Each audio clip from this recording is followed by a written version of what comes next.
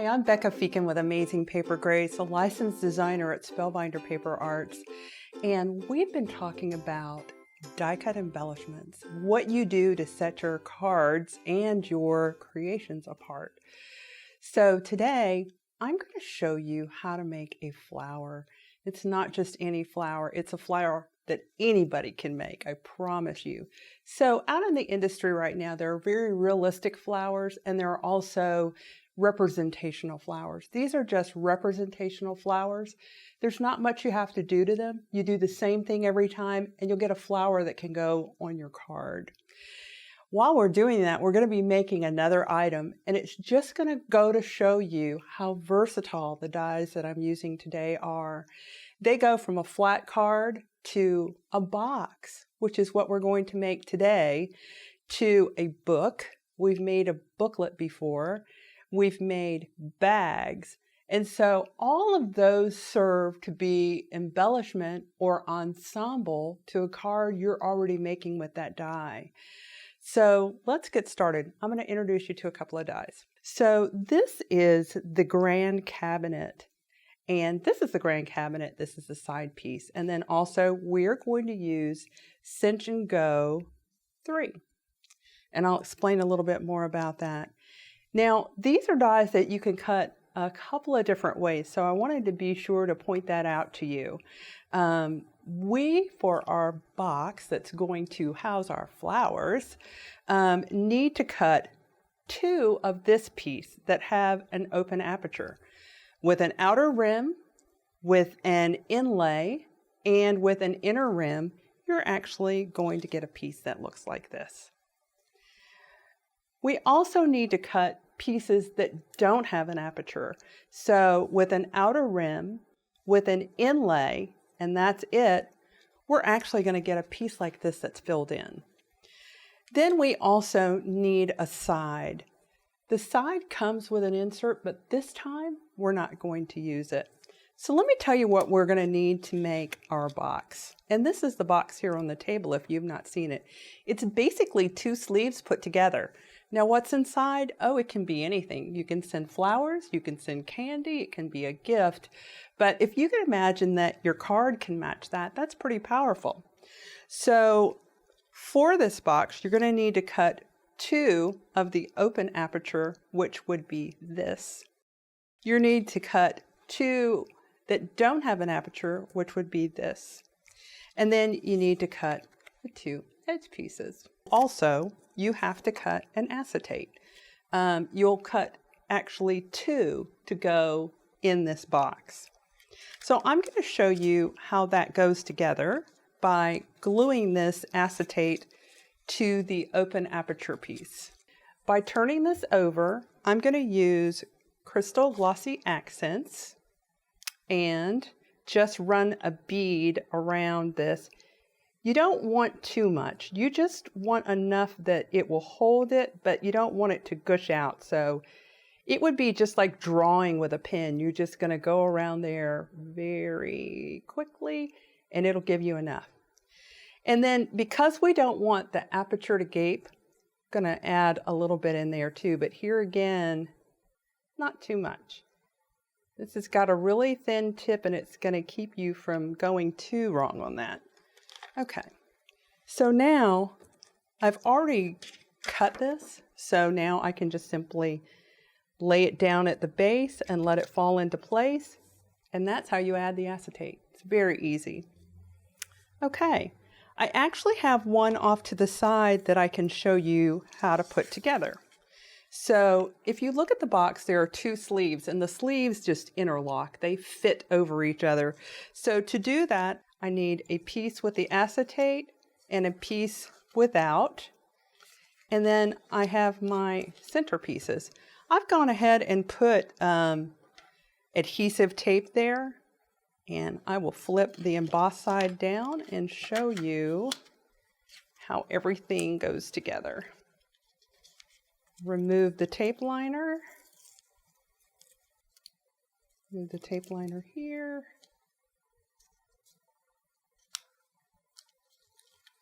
Okay, so I have the tape off of this and the tape off of this, and all of the embossing sides are down. By the way, I've already constructed one box, and since these boxes fit inside each other, one has to be smaller. So that means that you have to just trim a little bit off of these two pieces on each edge, and then you're ready to go. Okay, so now to connect these, all you do is butt them together and run your finger over, and that glues them into place. So in between each panel, there is a side piece. I'm going to do the same thing, and then I will connect this one the same way by simply butting it up, and there we go. So now what we need to do is bring this around so that it closes.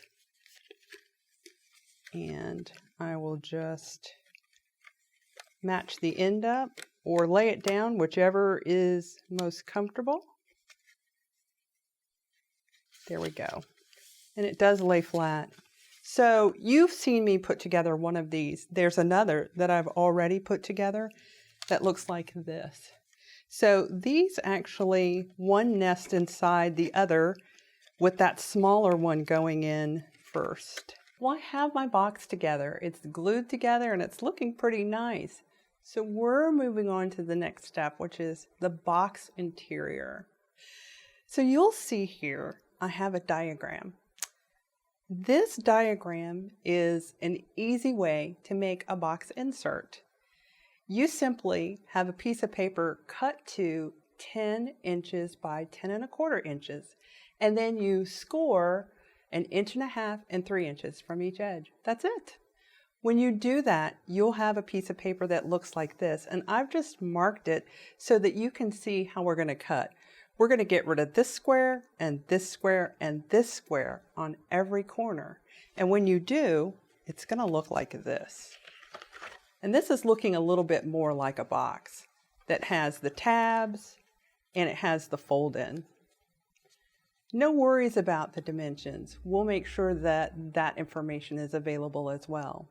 So once you've done the cut to the size that I mentioned and the scoring, and then you get this, you're ready to assemble your box. It will look like this. So you'll put adhesive on the edge side of each tab, and then you'll flip it over and you'll put adhesive on every long end. Now, the only other thing that you need to do before putting this together, and this is just something that makes it to go together pretty easy, is just clip off the edge, that hard corner. There's no right way to do it. As long as it's not there, it will let the box go together very easily, and it will accommodate for all of the space that each panel wants to take. So I'm going to do that. I've got one more side to go. Now, these are flaps. These are flaps. And so we're actually going to cut the edge off of each flap at the top. And here, it doesn't have to look pretty. These are going to be hidden, but it just makes it go together much easier. Okay, so I'm ready to put that together. I'll start by peeling off all of the tape liner.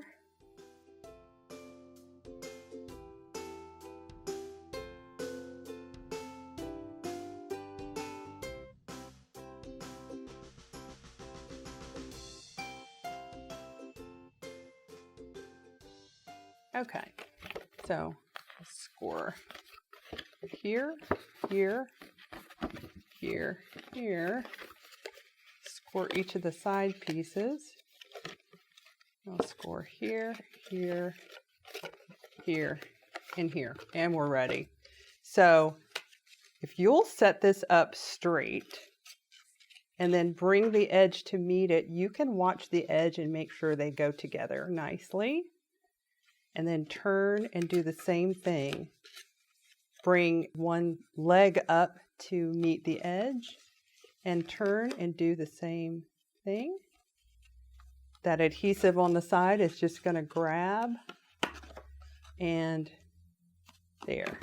So now we can see all 4 corners are in place. Now I'm just going to push these insides in and burnish. When you go to put your box inside, this is the 4 1/4 inch side. So you're simply going to go there, and we're done. Our next step is our flowers. So our embellishment of choice today is flowers. And as I said, they're easy. Anybody can do a flower. I'm just going to cut one to show you. Now, I actually designed this. It is Cinch and Go Flowers 3. And you'll notice that every die has a hole in the center, and there's a very good reason for that. And I love an open aperture on this kind of die so that you can easily poke them out. And then the other thing is I like them all attached together so that you can just plunk it down on your platinum, put your paper over top and crank it through. And you have enough to make at least one flower right there without chasing anything across the surface. So I've already cut that. It cut very easy. Let's pull that right out. And so next, I'm going to show you what you do with this. The same action every time will yield you a gorgeous looking flower. So it's all about the flowers, and I've got Cinch and Go 3 here ready to make a flower.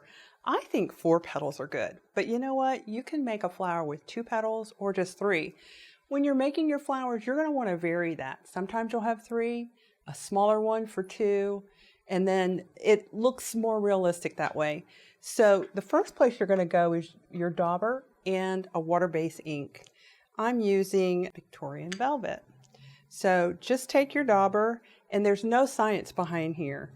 Once you move on to the next step, this is going to get a whole lot lighter, and also you don't really have to worry about blending lines. So just twirl and put a little bit of ink on each petal. Now, I am sure around that you have a little mister bottle. And so what you're going to do is just spritz these to get them wet. And the idea is to get it so that it absorbs the water, but they're not mushy. And you can do that by just flipping them over, rubbing them in the water. You'll get the feel for it.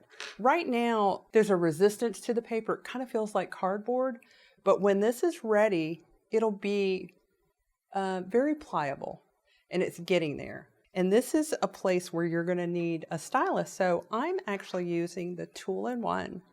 I have 2 on my desktop because I want to do 2 things to this flower. So I am actually using the medium stylus and the large. So what you're going to do, you'll notice that this flower looks like a heart. I call this my 3-poke flower. And what you're going to do is just poke right here at the upper part of that heart. And just get it to sink in your mat. Then poke at the next place over. Those are hard pokes. Then a soft poke while you draw down to the center. That's it. Seriously. So turn around and do a hard poke, a soft poke. This is shaping a flower. They're all going to look the same. And the color is going to be on the other side. It's going to be really pretty. So I have that now. I'm going to flip that flower over and go in with my large stylus and down, just hard. Let it go and let it dry.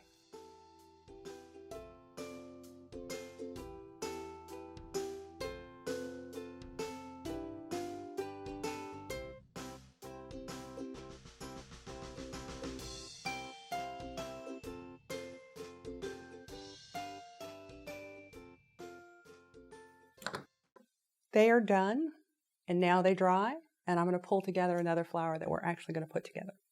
So this is the magic of Cinch and Go flowers. What I have in my hand is some wire. We're going to use it on some flowers.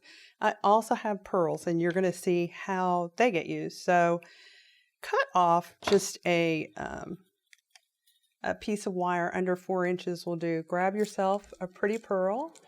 I actually love these the rose colored ones, and I use these with all my flowers, so you'll want a lot of pearls. And then thread the pearl onto the wire and give it a twist. This is the easy thing about flowers. So I picked out some petals here while ours are drying that we're going to pull together into a flower. Let's see if I can get something with some color on it. So those are our 4. You're going to actually put the wire in through the hole. It gives you something to hang on to, and that's really important. So you can do stamens, you can do brads. I like the pearls. I've got a lot to hang on to here. Then you're going to take a glue gun and just put a random dot of glue anywhere.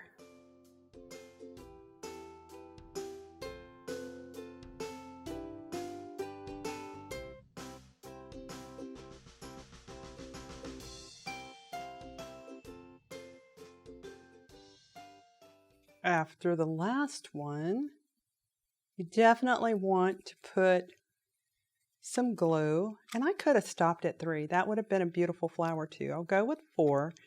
You definitely want to put a glue drop just so it'll hold that in place.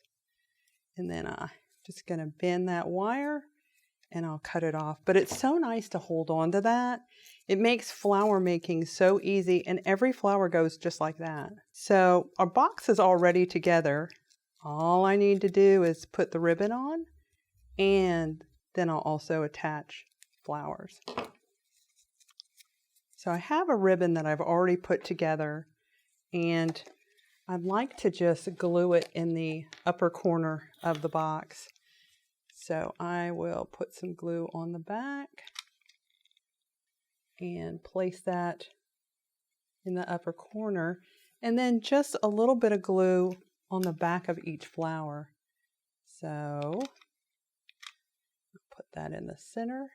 Usually do 1 big one and 2 smaller.